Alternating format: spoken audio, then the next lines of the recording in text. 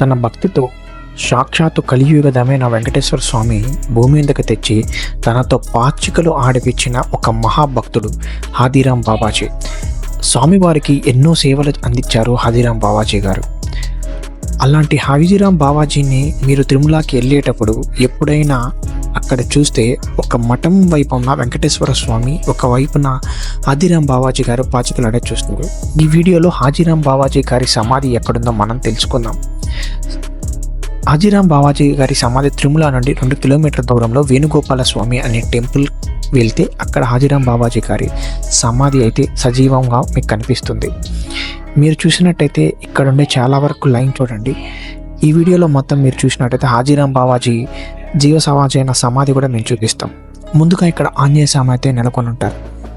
ఇక్కడ ఉండే నేచర్తో చాలా పీస్ఫుల్గా ఉంటుంది. మీరు ఎప్పుడు ఎక్కడ చూసినారో ఇదండి హాథీరామ్ బాబాజీ జీవిత చరిత్ర ఇలా బోర్డు మీద రాసి ఉంటారు.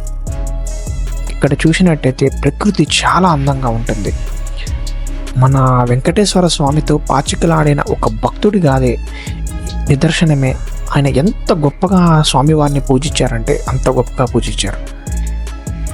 అందుకని ఇక్కడే సమాధి అయ్యారు. అక్కడ ఆ సమాధిని కూడా మీకు ఈ వీడియోలో చూపిస్తాను. చూడండి ఎంత ఆహ్లాదకరమైన వాతావరణం. ఇవన్నీ నేచురల్గా వచ్చిన రాయిలు హాథీరామ్ బాబాజీ ఆశ్రమంలో. చూడండి ఆంజనేయ స్వామి కూడా ఇక్కడే ఉన్నారు. మీరు చూసినట్టయితే ఆంజనేయ స్వామి ఇదండి.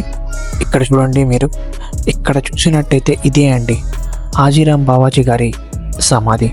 మీరు బాగా చూడండి, ఇక్కడ అది వేణుగోపాల్ గారు స్వామి, ఇక్కడ హాథీరామ్ బాబాజీ గారు సమాధి ఉంటుంది. మీరు ఈ వీడియోలో చేస్తే చూసినట్టయితే ఇక్కడ ఒక తులసి ఆకు అయితే ఇస్తారు. సన్న హాథీరామ్ బాబాజీ గారు వెంకటేశ్వర స్వామి పూజించేటప్పుడు అన్నం అనేది తినడం మానేశారు. ఒక రామ పవిత్రం అనే ఒక ఆకును మాత్రమే తిని తన జీవనం సాగించేవారని పురాణాలు చెబుతాయి. ఇదే హాథీరామ్ బాబాజీ గారి సమాధి, సజీవమైన సమాధి. ఇక్కడ చూసినట్టయితే హాథీరామ్ బాబాజీ గారి తన గురువులు, శిశువులు ఇక్కడే సమాధి అయ్యారు. వాళ్ళు స్వామివారి చెంతనే ఉండాలి అని చెప్పేసి ఇక్కడే ఇవన్నీ ఈ రాళ్ళు, చిన్న చిన్న రాళ్ళు మీరు చూసినట్టయితే ఈ రాళ్ళు ఏంటిది అని అనుకుంటున్నారా? ఇది హాథీరామ్ బాబాజీ గారి శిష్యులు సమాధులు. ఇక్కడే సజీవంగా అక్కడ అయ్యారు వాళ్ళు.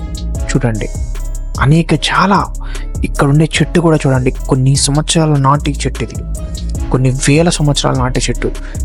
ఇక్కడ మొత్తం మీరు చూసినట్టయితే చూడండి ఎన్ని సమాధులు ఉంటాయంటే అన్ని శిష్యుల్లో ఆయనకి ఎంతమంది శిష్యులు ఉండేవారో చూడండి హాథీరామ్ బాబాజీ గారికి.